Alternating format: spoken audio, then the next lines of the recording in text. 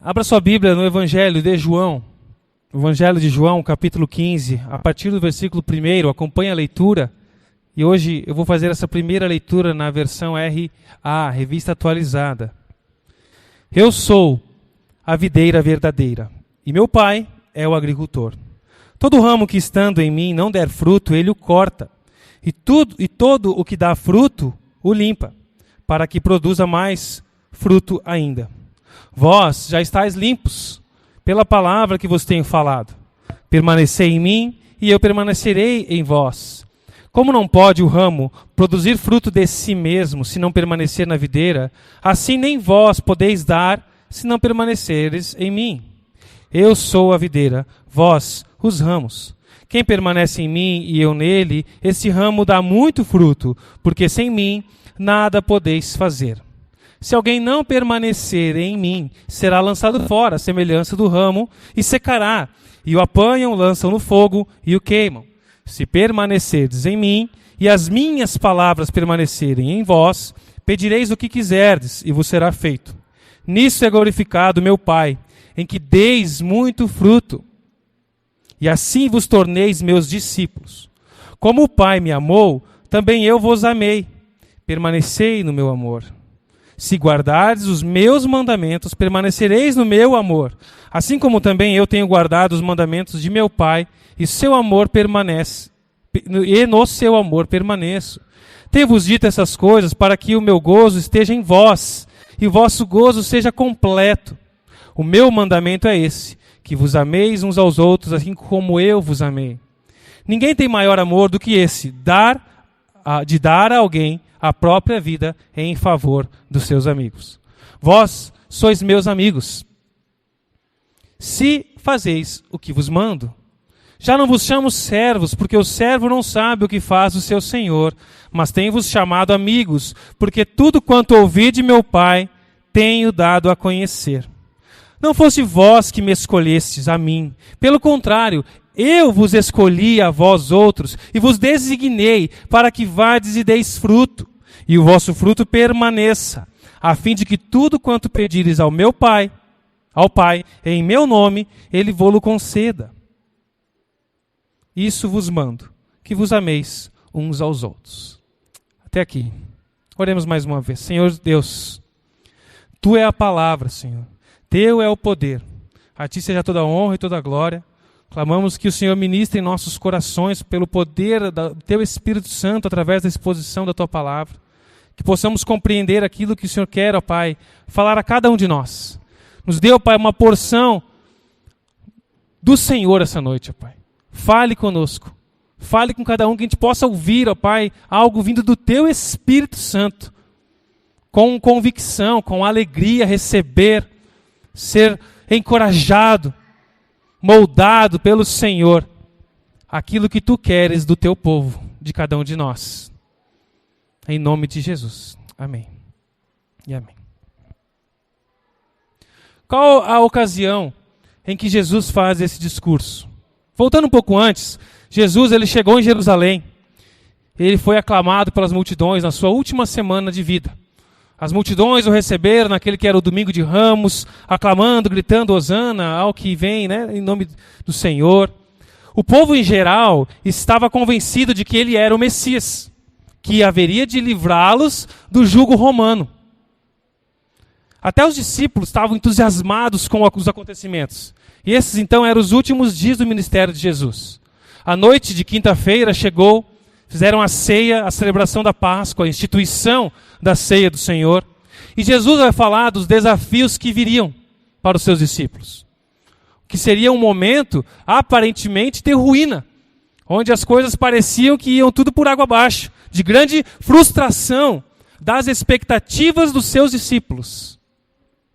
E Jesus fala sobre um traidor, nós já sabemos que é Judas, e Judas estava ali entre os discípulos. Ele era considerado um deles. Participou dos milagres, fez missões, desfrutou das bênçãos junto com outros discípulos, mas o tempo revelou que não houve uma transformação profunda naquele homem. E neste contexto, Jesus vai usar essa oportunidade para instruir, advertir e encorajar os seus discípulos para não ficarem perturbados E ele vem fazendo grandes discursos, falando sobre esse consolo, que ele vai preparar lugar, promete a presença de outro consolador, do mesmo perfil que o dele, o Espírito Santo, que virá.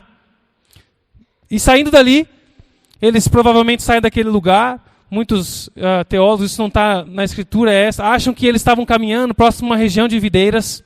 E Jesus aproveita aquela circunstância e puxa um outro assunto. E talvez para alguns pareça desconectado do que ele estava vindo falando até então.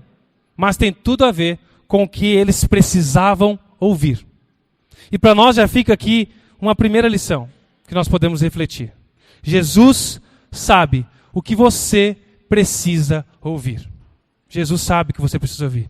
Mais do que o pastor, mais do que o teu marido, tua esposa, mais do que os algoritmos ali que ficam te mostrando aquilo que acham que você precisa ouvir e comprar.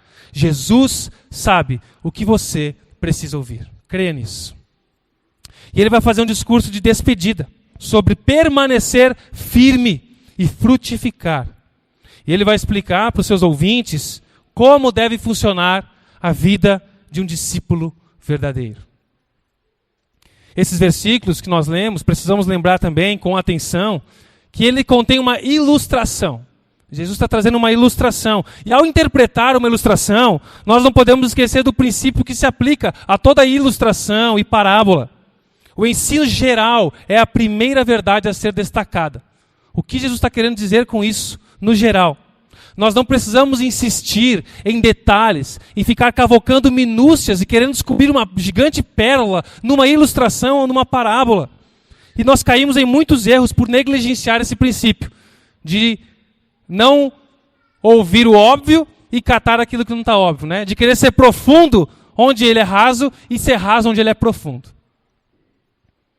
Né? Alguém já disse que ao estudar as árvores, ao a gente olhar passagens independentes, detalhes, nós não podemos perder de vista o bosque como um todo, o contexto geral, o espírito geral daquela alegoria, daquela ilustração. E a verdade central que Jesus comunica aqui, através desse simbolismo, é a importância de permanecer nele para frutificar. Esse é o central de tudo isso aqui, permanecer em Jesus para frutificar.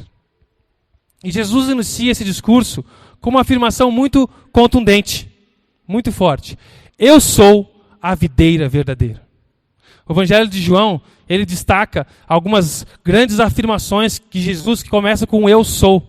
Eu sou a água da vida, eu sou a luz do mundo. E aqui é o último dos eu sous de Jesus. Eu sou a videira verdadeira. Essas afirmações são importantes quando você está lendo, estudando o Evangelho de João, e ele está revelando quem é Jesus. E Jesus fala, eu sou a videira verdadeira. E talvez para nós isso soe muito poético. Ele está usando uma ilustração. Mas no Antigo Testamento, para os ouvintes originais, aquilo ali, a figura da videira, ela foi atribuída ao povo de Israel. Falar de uma videira era como falar do povo de Israel, quando você se dirigia a eles. Eles iam entender muito bem isso. O profeta Isaías, lá no capítulo 5, versículo 7, ele diz, a vinha do Senhor dos exércitos é a casa de Israel. Deus diz por meio do profeta Jeremias, capítulo 2, versículo 21, eu mesmo te plantei como uma vide excelente. O salmista, capítulo 80, versículo 8, ele escreve, trouxeste uma videira do Egito, falando a respeito da libertação do povo do Egito. Trouxeste essa videira lá do Egito. Então essa figura, ela está muito no imaginário do povo judeu, como uma videira. É o símbolo do povo de Israel. E Jesus vai trabalhar com essa imagem, que faz parte da herança religiosa daquele povo. Mas esse povo, essa videira, que é o povo de Israel, é uma videira desobediente, uma videira corrupta, uma videira moralista, que gosta de cobrar as coisas na ponta do lápis, nas regrinhas das pessoas, dos outros. Não cumpre o seu papel. E nem conseguiriam sozinhos, afinal de contas, eles mesmos eram sombra desta videira perfeita e verdadeira que viria a se revelar. Eu sou a videira perfeita. É como se Jesus tivesse dito o seguinte, vocês acham que porque pertencem ao povo de Israel, vocês são um ramo na videira de Deus? Vocês creem que fazem parte dessa videira devido à sua nacionalidade? Mas a verdadeira videira não é o povo. Não está presa a uma etnia, a uma língua, a limites geográficos, a nacionalidade, a ritos, a idiomas. Vocês são uma videira degenerada, como os próprios profetas revelaram isso. E quando eles falavam da figura da videira, normalmente ela está vinculada na sequência a uma degeneração, a uma corrupção, a um não cumprimento do papel. E Jesus está dizendo, eu sou a videira verdadeira, do qual os ramos recebem vida verdadeira. Essa afirmação causava dúvidas nos ouvintes originais, e talvez em nós também cause dúvidas, mexe com os ouvintes. Se Jesus é a videira verdadeira, o que o povo de Israel é? Se ele era a videira até agora. Então Deus está descartando? O plano de Deus de nos usar como a videira falhou? Será que não deu certo? Deus acabou esse plano, vai começar outro? Jesus não estava dizendo que Deus havia rejeitado todo o povo de Israel. Mas que nele, em Jesus, ele está afirmando, é em mim que estão todas as esperanças de Israel para com Deus. E de Deus para com Israel.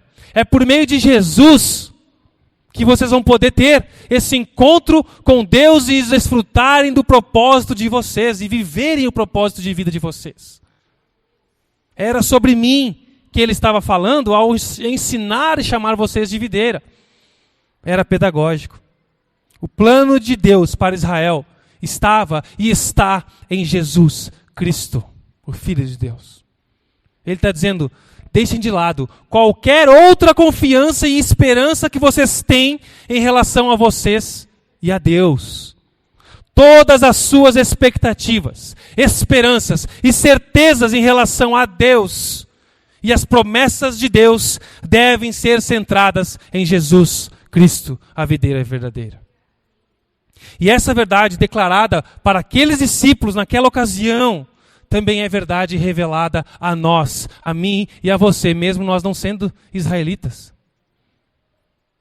Tudo que temos, somos e podemos esperar ser e ter, será conectado à pessoa de Jesus Cristo. Somente para ter sentido aqui.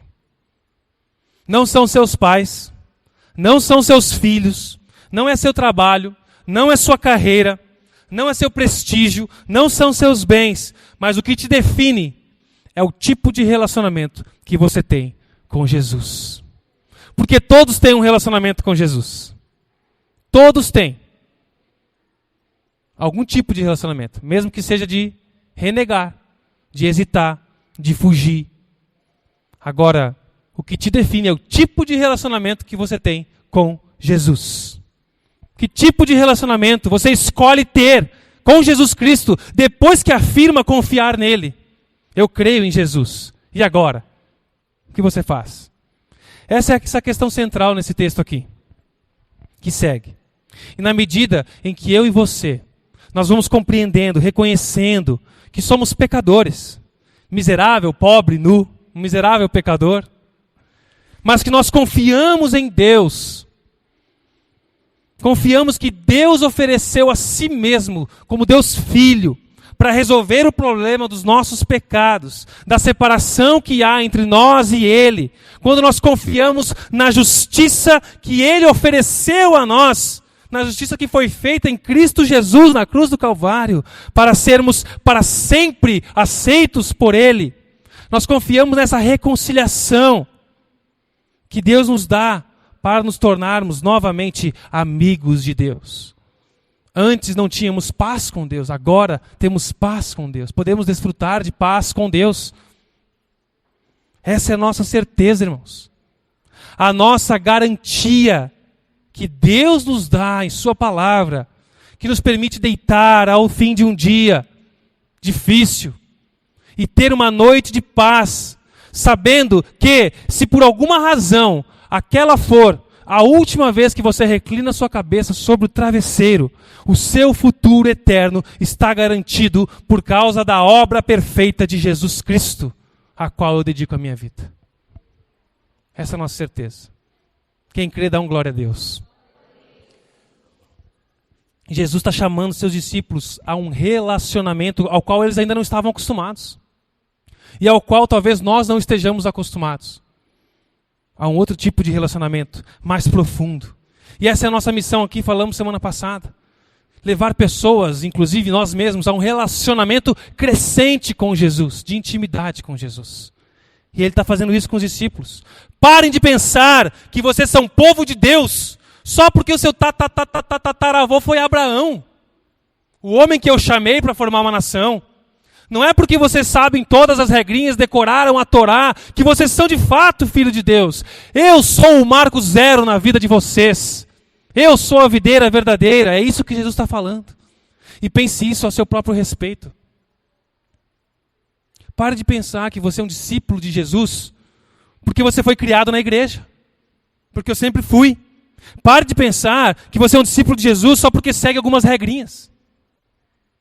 O seu encontro com Jesus, não importa se foi num acampamento, se foi num retiro, se foi na igreja, no seu quarto, na rua, uma música, numa canção, num confronto, num café com uma pessoa, não importa, mas o seu encontro sincero, sem cera, com Jesus, é o seu marco zero na sua vida. Onde você inicia o início de uma vida abundante. É isso que Jesus veio e prometeu. Eu vim para que tenham vida, e vida plena. Vida em abundância, é vida que satisfaz. Uma vida que você tem satisfação, porque é uma vida que está centrada, conectada em mim. É isso que Jesus está falando. E ele começa a descrever essa vida onde ele é vital. Ele é vida. Esses versículos nos ensinam sobre essa íntima união entre Cristo e o crente, seus discípulos verdadeiros. Ele é a videira, os crentes são os ramos. A união entre os ramos e o caule principal de uma videira é mais íntima do que nós podemos imaginar. Se o ramo não receber a seiva que flui através do caule, ele não poderá formar folhas boas, botões, flores, nem frutos. Não há vida para o ramo fora do caule. E o maior interessado é o dono da lavoura, é o Pai, que é o agricultor, aquele que executa o trabalho, analisa os ramos, os frutos, Deus Pai. Por isso que no versículo 2 ele diz: todo ramo que estando em mim não dá fruto, ele corta. Todo ramo que dá fruto, ele poda, para que produza ainda mais frutos. Ramo que dá fruto e ramo que não dá fruto. Dois tipos de ramos, que representam dois tipos de discípulos, que externamente professam crer, professam ser ramos. Ramos que não têm vida e não dão fruto, e ramos e não permanecem, e ramos verdadeiros que permanecem e frutificam e dão frutos. E muitos ficam preocupados nesse texto, pensando que Jesus está falando sobre perder a salvação, sobre nos cortar fora do céu, do reino dos céus, riscar o nome do livro da vida. E talvez alguns até se empolguem, querendo discutir mais, debater, procurando alguém que esteja interessadíssimo nessa discussão. E aí você vai discutir, descobrir o mundo dos debates, do jogo de bater em espantalhos, do orgulho e de vaidades. Mas o que interessa para a gente agora aqui, que Jesus está trazendo, é conhecer o que significa esse ramo inútil, cortado fora. Observe como Jesus explica mais à frente, mais uma vez no versículo 8, ele vai dizer: quando vocês produzem muitos frutos, trazem grande glória ao meu Pai e demonstram que são meus discípulos de verdade.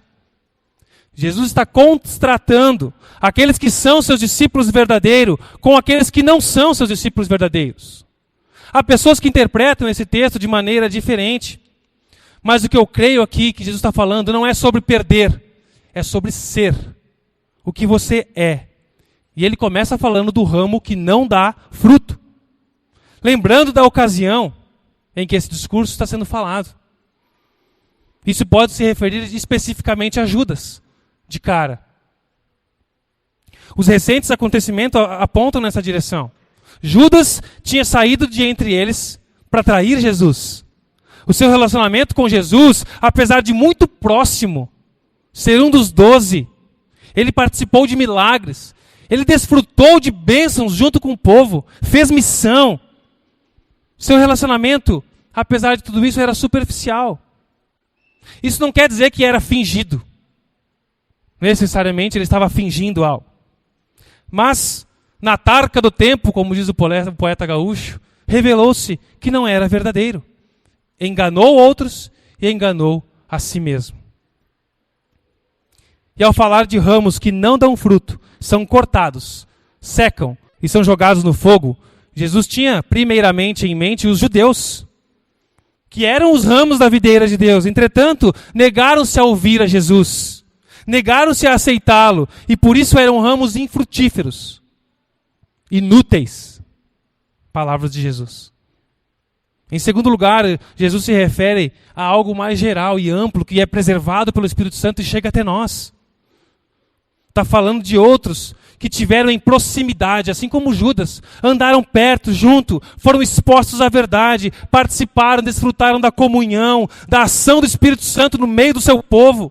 Contudo, abandonam o caminho, rejeitam a Jesus. Não necessariamente com palavras de negação. Eu não quero mais servir a Jesus. É difícil para alguém falar isso. A pessoa não tem coragem de falar, eu não quero mais saber de Jesus. Alguns falam, mas outros não falam isso. Apenas o negam com a sua vida. Se afastam, abandonam, voltam aos seus velhos hábitos, ignoram. E aí, como não tem coragem de dizer, eu não quero saber de igreja, eu não quero saber de Jesus. Eles dizem, eu fui ferido, eu estou mal, e eu prefiro ficar sozinho, e eu faço as minhas orações, e eu estou bem assim. Mas muitas vezes, a maioria talvez não seja o juiz para isso, não tem esse discernimento, não cabe a mim fazer isso. São pessoas que não querem a Jesus. E vão mostrar isso na sua vida, sendo infrutíferos. E Jesus está falando desses discípulos que estão ali junto com Ele. E outros que não produzem frutos espirituais. Ou seja, todos que são associados a Jesus Cristo, que têm a sua confissão relacionada a Jesus, são aqui comparados com ramos que estão na videira. Esse povo judaico, o ramo da videira, dá a impressão que está falando a igreja evangélica brasileira, como se fosse tudo um mesmo pacote. Se todo mundo acreditasse no mesmo Jesus da Bíblia. E não é, de fato. Alguns produzem fruto. Jesus está comparando esses ramos que estão na videira. Alguns produzem frutos, outros não. A responsabilidade é deles. Há uma ênfase nesse texto aqui sobre a responsabilidade humana, individual de cada cristão, de buscar, crescer, amadurecer e dar frutos e permanecer. Carson, um teólogo, observa que o propósito do versículo é mostrar que há verdadeiros cristãos que não há verdadeiros cristãos sem alguma medida de fruto. Porque aquele que não produz fruto, ele corta e põe no fogo. A frutificação é uma marca infalível do verdadeiro cristianismo, do verdadeiro discípulo de Jesus. Pastor Ryle, J.C. Ryle, faleceu no dia do meu aniversário, só que uns 89 anos antes de eu nascer. Ele disse que há pessoas na igreja, inclusive líderes, e Jesus também fala isso lá em Mateus 7:21, né? Muitos chamam Senhor, Senhor. Eu não os conheço, nem em teu nome fizemos milagres, expulsamos demônios. E esse homem diz, há muitas pessoas na igreja, inclusive líderes, pessoas que professam ser crentes, mas a sua união com Cristo é apenas exterior. Alguns deles pensam estar unidos a Cristo por causa do batismo, por terem participado de alguma experiência com Jesus. Alguns dão passos externos de compromisso, se tornam membros de igreja, falam sobre coisas espirituais, ajudam os pobres. Mas apesar de participarem dos cultos, ouvirem sermões, terem sido batizados e até participarem da ceia do Senhor, não possuem fé em Jesus como seu Salvador único. Somente Jesus. A graça divina, a obra do Espírito Santo ainda não aconteceu nesses corações. Não há arrependimento verdadeiro. Não estão unidos com Cristo em vida genuína, que produz crescimento, amadurecimento e frutos. Esse tipo de crente é representado na figura dos ramos da videira como um ramo que não produz fruto, que são arrancados, queimados, jogados ao solo, pois eles prejudicam o todo. Podem comprometer a vitalidade dos outros ramos que estão tentando produzir frutos, que são ramos verdadeiros. O corpo de Cristo não deve ser enfraquecido e confundido por aqueles que apenas professam pertencer, mas se recusam a dar frutos, a cooperar com o propósito. Os adeptos infrutíferos são apenas adeptos infiéis à essência. Por isso que a ação do Pai é firmada aqui. Ele corta o que não dá fruto, até o que parece ter lhe será tirado. Lembra quando Jesus diz isso lá em Lucas 18? Ouçam com atenção, pois aos que têm, mais lhe será dado. Mas aquele que não tem, até o que pensa ter, será tirado. Jesus não está criando aqui uma possibilidade hipotética de pessoas produzirem e não produzirem frutos, estando reunidos como igreja, como Israel, como povo de Deus. Ele está falando isso baseado em fatos reais. A Bíblia vai dizer isso lá em Romanos capítulo 9. Nem todos que são de Israel são de fato israelitas. Só porque são descendentes de Abraão, não significa que são verdadeiramente filhos de Abraão, no sentido de herdeiros da aliança, filhos de Deus. Em 1 Coríntios capítulo 10, do 1 ao 5, a Bíblia diz que todos que saíram do Egito, passaram pelo mar, viram milagres, desfrutaram da nuvem trazendo sombra e proteção, da coluna de fogo trazendo luz durante a noite, aquecimento para eles, foram batizados em Moisés, mas nem todos foram salvos. Nem todos que estão na aliança são de fato da aliança. Nem todos que estão na igreja são de fato da igreja. Os versículos expostos diante de nós, como o 2 e o 6, não estão querendo colocar medo em nós e sugerir que nós vamos ter que dar um jeito de produzir fruto. Eu tenho que dar fruto, senão Deus vai me cortar, senão eu não sou um discípulo verdadeiro. O texto não fala sobre verdadeiros discípulos deixarem de ser discípulos e perderem a salvação.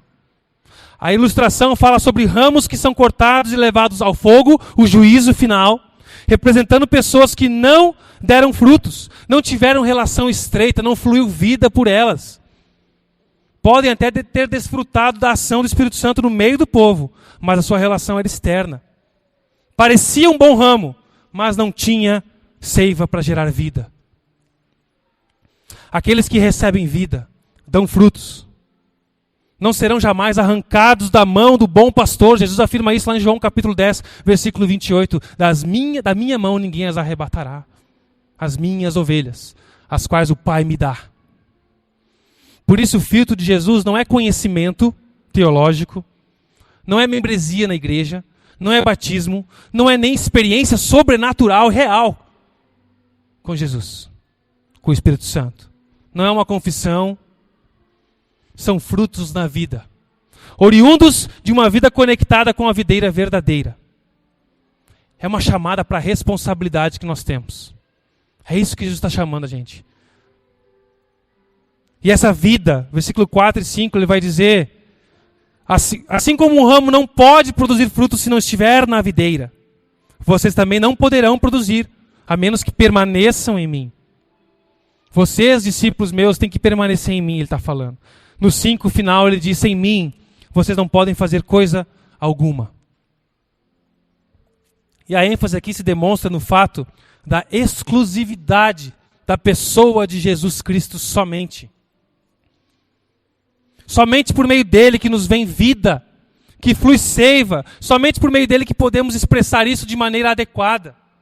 Preste atenção, você que está aqui, que Jesus te trouxe até aqui, Jesus sabe o que você precisa ouvir. As pessoas até mesmo dentro da igreja têm buscado vida.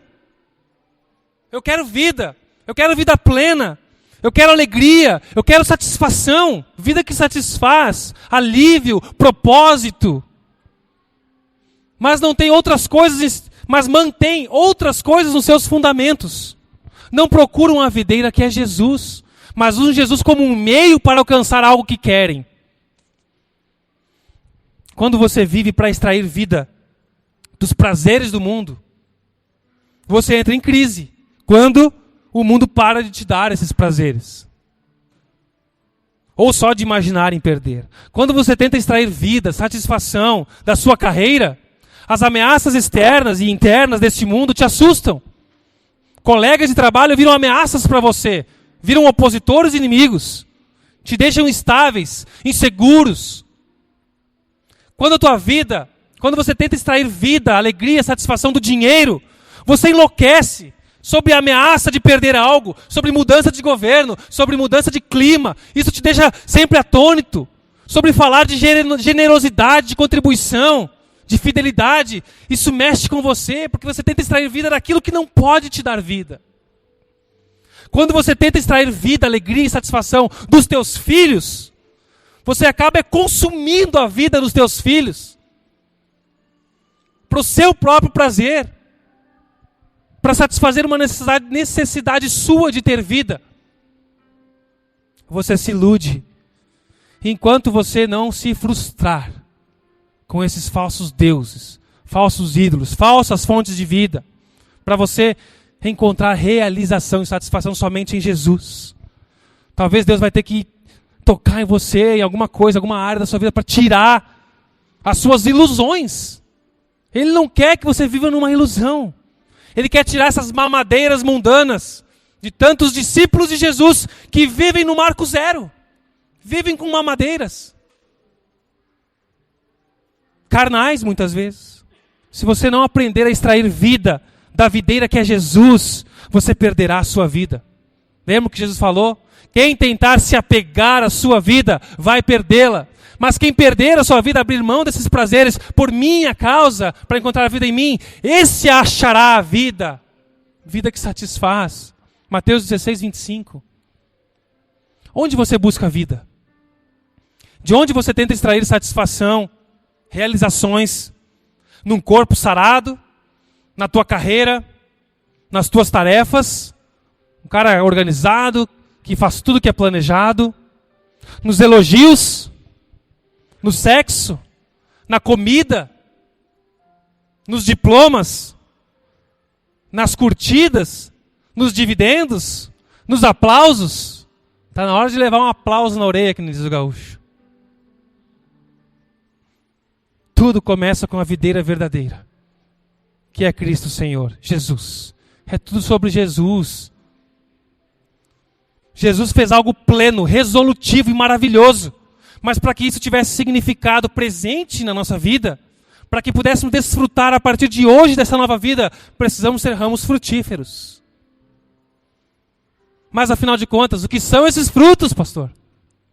O que são esses frutos do ramo conectado com a videira? Nós temos a tendência a relacionar fruto com trabalho, com fazer coisas. E sim, o fruto é um trabalho, mas um trabalho do Espírito Santo na nossa vida. Para que a gente externe frutos. Frutos não são estruturas, não são treliças. Algumas pessoas de fora daqui olham fotos no nosso Instagram e às vezes entram em contato comigo e falam, que legal, hein? Eu vejo pelas fotos que o trabalho está dando muito fruto aí.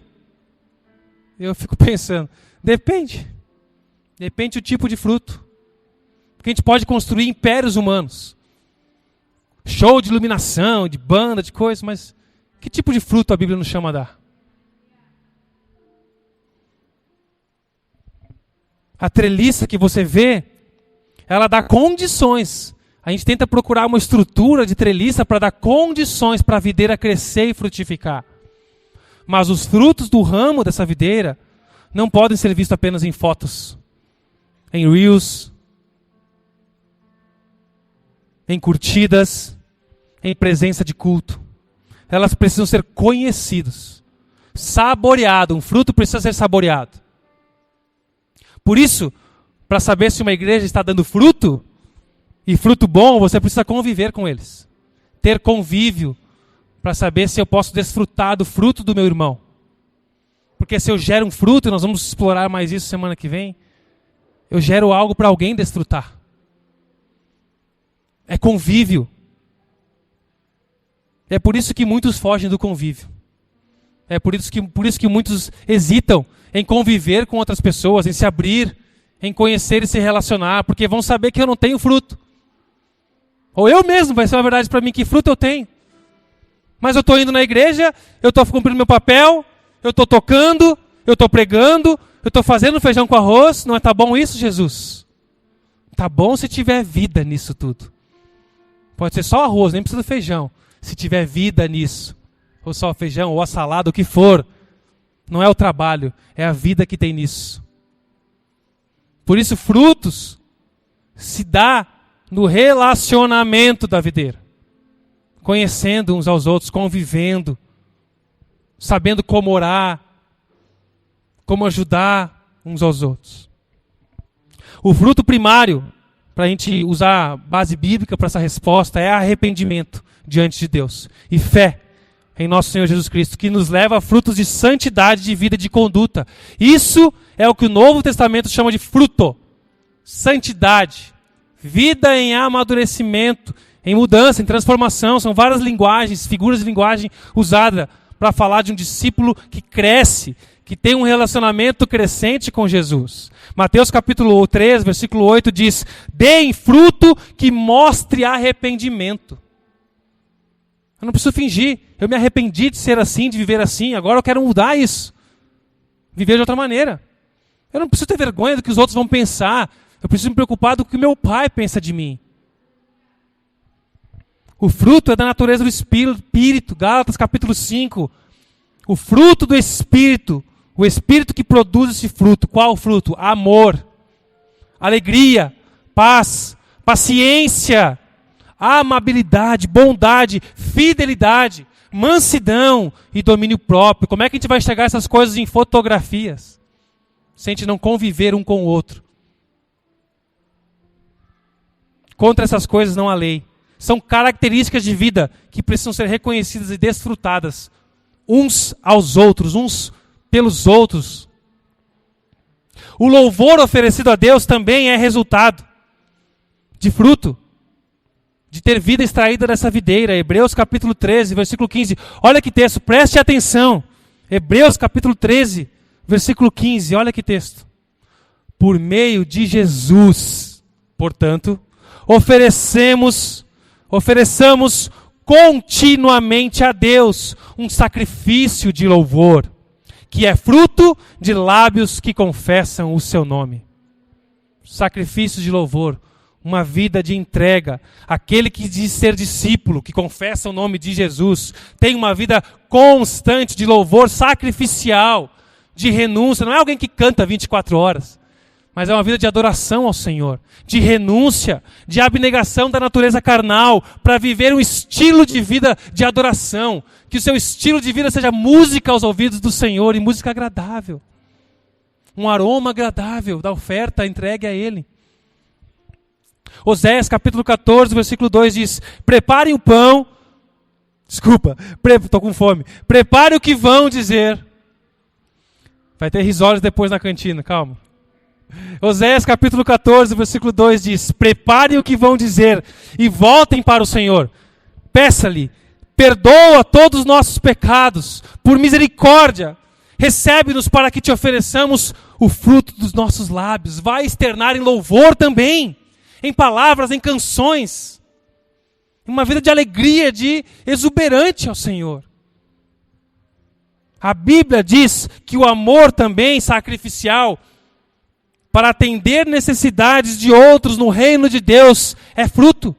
Romanos capítulo 15, versículo 28, diz assim, Paulo está falando no final da carta para aquela igreja, assim, depois de completar essa tarefa que ele tinha explicado até ali, e ter a certeza de que eles receberão esse fruto, eu irei à Espanha e visitarei você de passagem. Qual o fruto? O fruto que ele está falando aqui é uma oferta generosa. Ele termina a carta de Romanos convidando aquela igreja a ofertar financeiramente para custear viagens e abençoar os irmãos que estão em Jerusalém, para onde ele ia voltar e ia ser preso depois. Ele queria ajudar aqueles irmãos. Então, eu quero voltar para lá levando esse fruto da vida de vocês. Depois eu volto aí e visitarei vocês. Mal sabia ele que estaria preso lá depois. O fruto é uma oferta generosa para suprir os irmãos, a obra do Senhor. Paulo lá em Filipenses capítulo 4, versículo 17 também diz: não que eu esteja procurando ofertas. Ele tem que falar isso, porque quando a gente fala de dinheiro, de oferta, mexe com o ser humano. Olha, eu não estou interessado no dinheiro, mas o que realmente me interessa é o fruto que aumente o vosso crédito. Ou seja, atitudes que demonstram que vocês são discípulos verdadeiros. Se vocês forem generosos, contribuírem com alegria, isso vai mostrar também que vocês são discípulos verdadeiros. Ele está conectando isso. Então, os frutos destacados pela Bíblia aqui são caráter, adoração contínua, e não é música, é vida, e generosidade. São motivações, desejos, atitudes, disposições, palavras, boas obras, tudo isso nascido da fé, gerado pelo Espírito em nós e feito para a glória de Deus. Um falso discípulo pode até produzir um falso fruto. Não quer dizer que todas as pessoas que fazem isso são verdadeiros discípulos, como Jesus fala lá em Mateus 16, 7. Um falso discípulo pode produzir um falso fruto, fingindo, ou um fruto do seu próprio esforço, do seu labor. Um cara organizado, planejado, que trabalhou, empenhou e conseguiu, fruto do seu trabalho. Existem muitas obras e feitos impressionantes aos nossos olhos, feitos por homens, mas são impressionantes aos nossos olhos. Nenhum homem pode realizar qualquer trabalho que seja verdadeiramente espiritual, a não ser que ele esteja conectado com a videira, com Jesus. Através da íntima comunhão, que leva a esse arrependimento constante, a caráter de vida, a generosidade, a adoração com a sua vida. Mas é possível ser um crente e não produzir frutos? Será? Tecnicamente, não. Como? Se eu estou conectado, por que eu não estou produzindo frutos? Se o Espírito Santo entrou na sua vida, alguma transformação ele iniciou. O Espírito de vida em Cristo Jesus sempre se manifestará na vida e na conduta daqueles em quem ele habita. Haverá sinais. Mas talvez na prática esse fruto não se torne tão visível. Talvez o ramo ainda seja pequeno demais. Seja muito minguado, ou até mesmo esteja sofrendo de uma anomalia para não dar frutos. Os seus frutos são discretos, imperceptíveis devido a alguma situação, algum contexto desconhecido. Irmãos, nós não podemos fundamentar a doutrina em experiências e análises humanas. Tem que ter base bíblica para isso. Mas nós precisamos reconhecer que nós temos limitações no reconhecimento legítimo desses frutos. Não é o nosso papel ficar fazendo esse tipo de reconhecimento íntimo. E é a nossa tendência. Começar a avaliar os outros quando ouvimos isso. Alguém que dá fruto, mas ele dá fruto, mas é um mau caráter. Será que é crente de verdade? Será que é discípulo? Ou aquele que não dá? Jesus está chamando a gente a uma análise pessoal aqui. Nós não podemos fazer essa análise íntima das pessoas. A Bíblia ensina também, por meio de uma ilustração, o joio e o trigo, que eles crescerão juntos. Estarão juntos, falando do povo de Deus, no meio de vocês, que são trigo, que vai dar fruto, que vai dar vida, que vai alimentar, que vai saciar. Tem o joio que não produz nada, que confunde.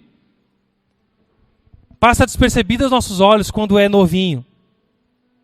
Mas à medida que a plantação amadurece, as diferenças começam a aparecer. Mas quem faz a separação do joio e do trigo é o Pai. Não é nós. Por isso nós não estamos aqui para arrancar você, para podar, cortar ninguém. Talvez você seja um trigo imaturo, confundido com o joio. Outra vez seja um joio se passando por trigo. Quem sabe é o Espírito de Deus. E o que Ele está falando para o seu coração agora, trazendo à tona. O nosso papel como igreja do Senhor, família, é anunciar, regar, nutrir, instruir, servir e amar. Atentos ao nosso chamado para permanecer firmes e dar frutos de caráter, de generosidade, de adoração. Amadurecer e frutificar.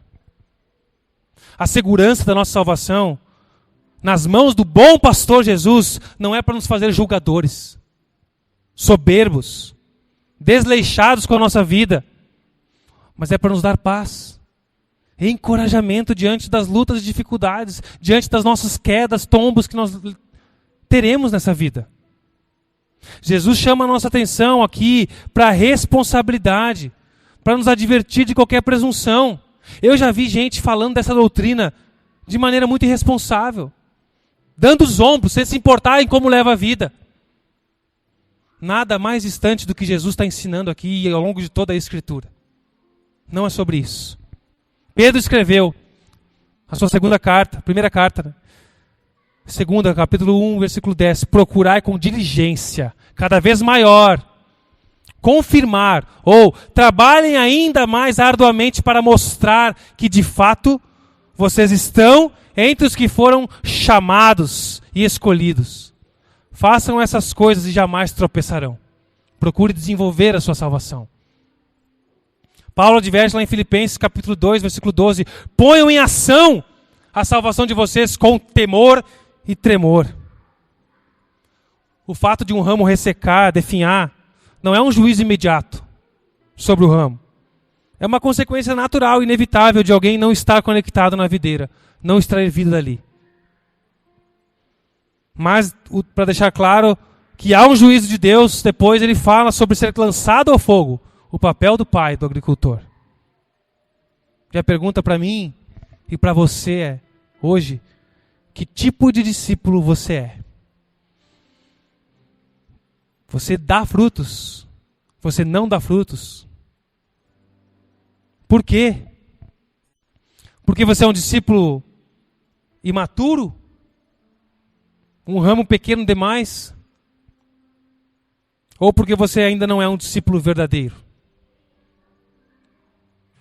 Jesus é o marco zero na tua nova vida. Mas Ele não te deixa ali, no zero. Ele quer te conduzir a um crescimento. Jesus nos chama ao amadurecimento. É tempo de amadurecer e frutificar para a glória de Deus e a alegria do povo do Senhor. Feche seus olhos, vamos orar mais uma vez.